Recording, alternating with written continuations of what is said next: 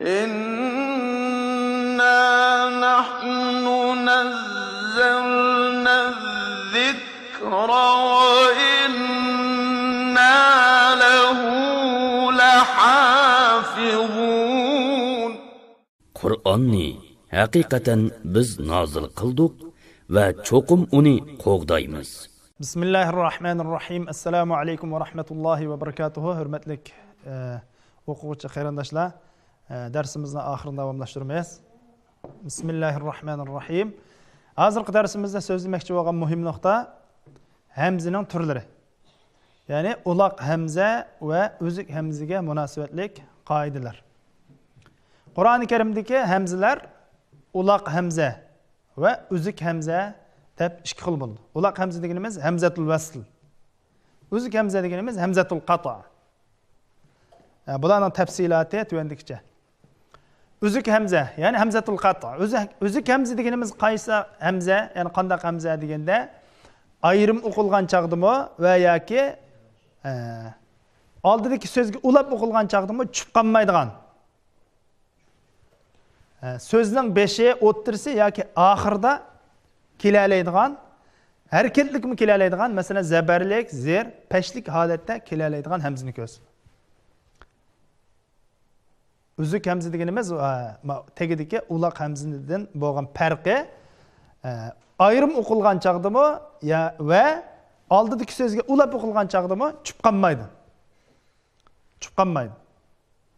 Ikkinchi farqi so'zning beshidimi, o'ttirdimi, oxiridimi keladi. Üçüncü farqi harakatli kelalaydi. Masalan, zabarlik, zirlik, pashlik kelalaydi. Mo'shunda 3 xil jihatdan farqlanadi. Demak, uzuk hamza deganimiz tushib qolmaydigan hamza, uzuk hamza deyiladi. Uzuk hamza deganimiz tushib qolmaydigan hamza. Masalan, aiza degan mishadagi hamza, fa innama deganlik hamza, sha'a deganimizga mana bu hamzalar uzuk hamzalar qatoridan bo'ladi. Uloq hamza deganimiz hamzatul vasl. So'zni boshlagan chaqda o'qiladigan, ammo oldingi so'zga ulab o'qigan chaqda bu so'zni tushib qoladigan hamza. Bu so'zni, ya'ni bir so'zning oldida keladi, bu faqat lam so'zning oldida keladi. Shu so'zni ayrim talaffuz qilgan chaqimizda o'qiladi, ya'ni amal qilindi, ammo uning oldidagi so'z bilan billa ulab talaffuz qilgan chaqda bu yerdagi hamza tushib qoladi.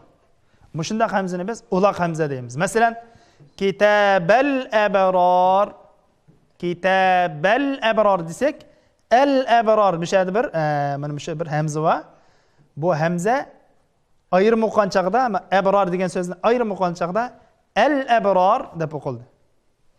Ammo ulab o'qigan chaqda beshidagi kalima bilan birga qilgan chaqda kitabal abrar tushib qoldi. Va zakara rasma robbihi, rasma va yoda isma deb mishadi bir hamza va bu hamzatul vasl, ya'ni uloq hamza. Mishadagi hamza ayrim mush kalimani o'zini talaffuz qilgan chaqda isma, masalan ism deb ayrim talaffuz qilgan chaqda o'qildi. Oldida kalima bilan birlashtirib o'tgan chaqda, masalan va zakara rasma robbihi, va zakara rasma, bu chaqda bu yerda bu hamza tushib qoldi. Asatirul awwalin degandiki mana bu shadagi hamzim o'xshashlar oldidagi kalimalar bilan birlashtirib o'qilgan chaqda tushib qoladi. Demak, bu ikkisidan farqi uzuk hamza tushib qolmaydi. Ayrim o'qilganda bo'lsin, mayli boshqa so'zlarga ulab o'qilganda bo'lsin, bu tushib qolmaydi. Birinchi. Ikkinchidan, so'zning beshidimi, o'ttirishdimi, oxiridimi keladi. Uchinchidan, zabarlik, zirlik va pashlik holatda kelalaydi. Ammo uloq hamza deganimiz bu tushib qoladi birinchidan. Ikkinchidan, so'zning beshida keladi. Uchinchidan, bu zabarlik, zirlik kelmaydi. Biz buni ahvol qarta, oldidagi harflarga qarta harakat beramiz. Ya'ni zabarlik, zirlik qilib nima qilamiz? Ayrim o'zi harakatlik kelmaydi.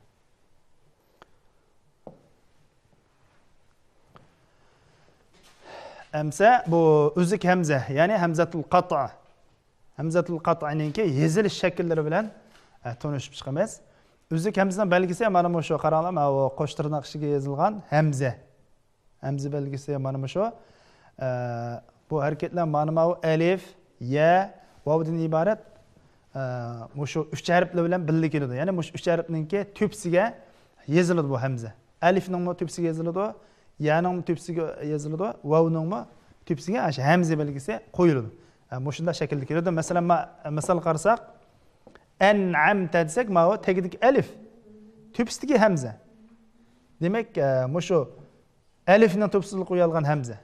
Bu shu uzuk hamza. Shunda shaklda keladi. As-sayyi'u desak, bu yaning ustiga qo'yildi. Yu'akhizu desak, vavning ustiga qo'yildi. Demak, mushkil shakllarda keladi. Ikkinchisi so'zning o'ttirisida. O'ttirisida mi keladi? Masalan, men misol qaraylik, so'zning o'ttirisida, masalan, al-malaikatu desak, lamdan keyinda bir tish chiqarib lam o'tirga bir tishning tepsiga hamza qo'yaylik. Al-malaikatu.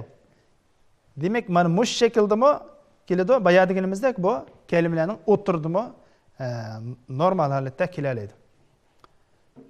Ayrim holatda kelalaydi. Masalan, 3-chisida al-asmaa. Al-asmaa. Ya'ni buningda o'z yolg'iz keldi. Ya'ni alifning yoki vav yoki yaning ustiga yoki ostiga yozilmay, bu o'zi ayrimlam talaffuz qildi. Mayada ayrimlam keldi. Asmaa, al-asmaa degandek, mana shundaq shakllarda keladi. Uzuk hamzaninki shakllari yuqorida bayon qilganimizdek bo'ldi. Hamza uloq hamzaninki yozilish shakllari mana bu 5-dan ham keladi dedik. Uloq hamza bo'lsa faqat so'zlarninki bosh harfidan ham keladi dedik. Harakat qo'yilmaydi dedik. Zabarlik, zirlik, pashliq kelmaydi dedik. Masalan, birinchisi ubtuliya desak, masalan, men hamzaga qarab baqala, 5-dagi hamzaga tepsida ya pesh yo'q, yoki zir yo'q, ya nima yo'q bu yerda. Yoki pesh, yoki zir, yoki zabar yo'q. Ubtuliya. Biz buni shu fe'lninki qurilmasiga asosan belgilaymiz.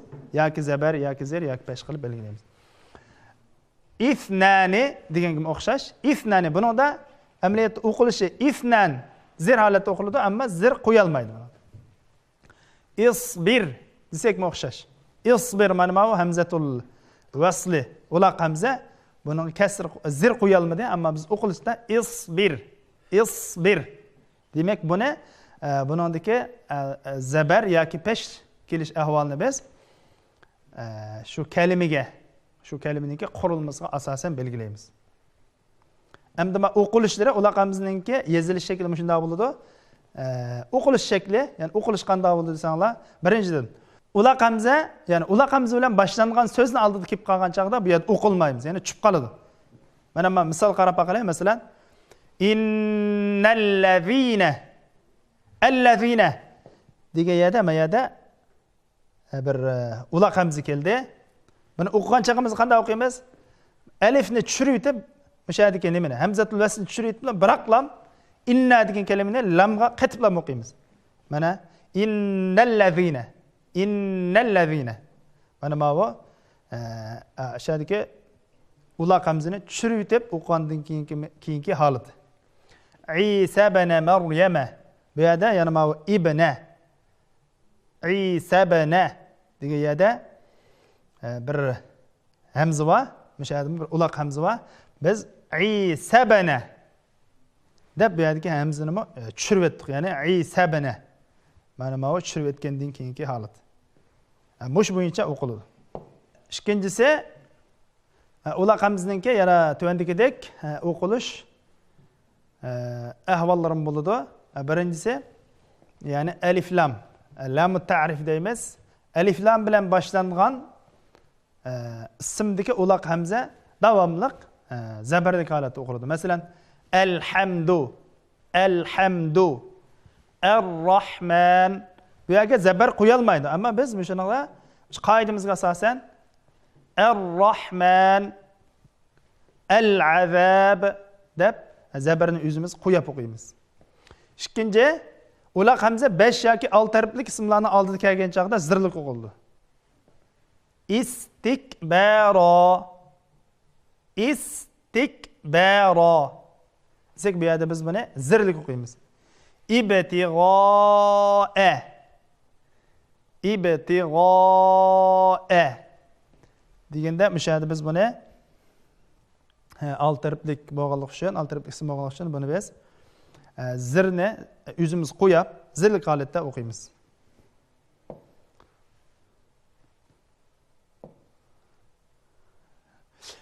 Yana undan boshqa Qur'oni Karimda tuvandagi 7 ism bor.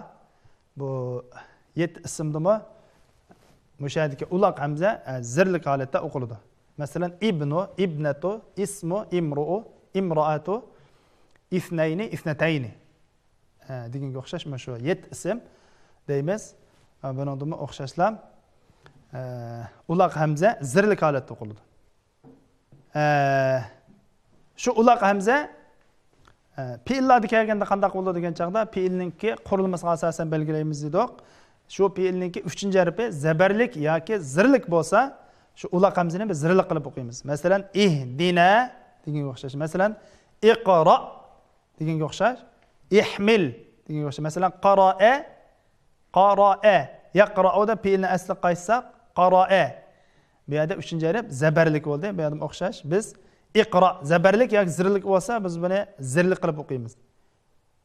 Fe'lninki 3-harfi zabarlik yoki zirlik bo'lsa, uloq hamzani zirlik holatda o'qiymiz. Iqra. Masalan, ma'noda hamala yahmilu. Ihmil. Demak, bu shu fe'llarga kelgan chaqda shu kalimaninki qurilmasiga asosan belgilaymiz.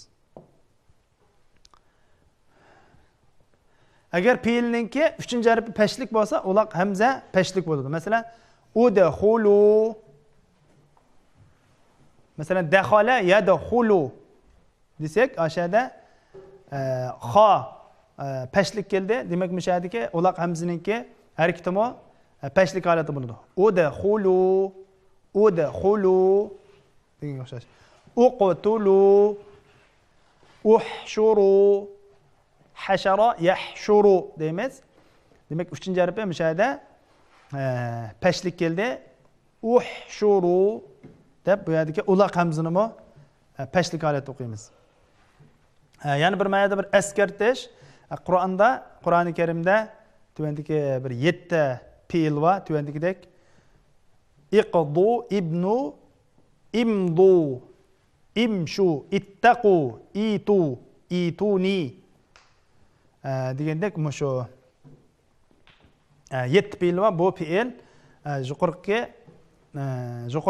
qoidaga bo'ysunmaydi. Yuqorqi qoidaga bo'ysunmay, oldidagi so'zga ulab o'qilgan chaqda mushadiki hamza o'qilmay chiqib qoladi. O'qilmay chiqib qoladi. Masalan, ya ayyuhan nasuttaqu deymiz. Ittaqu. Demak, mushada ittaqu. Ya ayyuhan nasuttaqu. Deblar mushada uloq hamza chiqib qoladi mushada. Demak, mayada bir askartish, muhim bir askartish va Qur'oni Karimda tuvandagidek 7 fe'l va bu qoida bu fe'llar yuqorida deyilgan qoidamizga bo'ysunmaydi. Bular bu fe'llarningki 3-harfi pashlik bo'lgan taqdirdami biz buni bu yerdagi uloq hamzani zirli qilib o'qiymiz. Masalan, ittaqu, imshu, imdu. Masalan, ituni deganga o'xshash.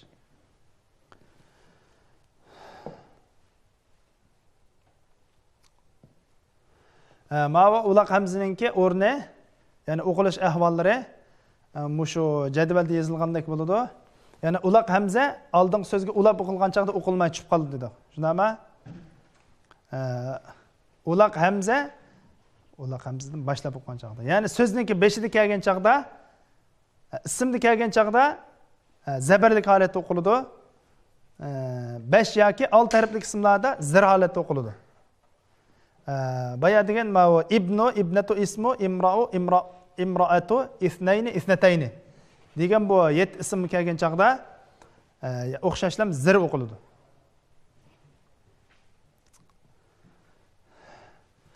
Unda bo'lsa, bu jadvalda uloq hamzaninki harakatiningki ahvoli, ismlardagi va fe'illardagi harakat ahvolining o'zgarishi tafsili tanishtirilgan sizlar qolganda shu jadvaldan ko'rib olsangiz bo'ladi. Qarindoshlar, unda bo'lsa, hamzaga aloqador mazmunlarimiz mushada oxirlashdi. Keyingi darsimizda ko'rishamiz. Assalomu alaykum va rahmatullohi va barakatuh.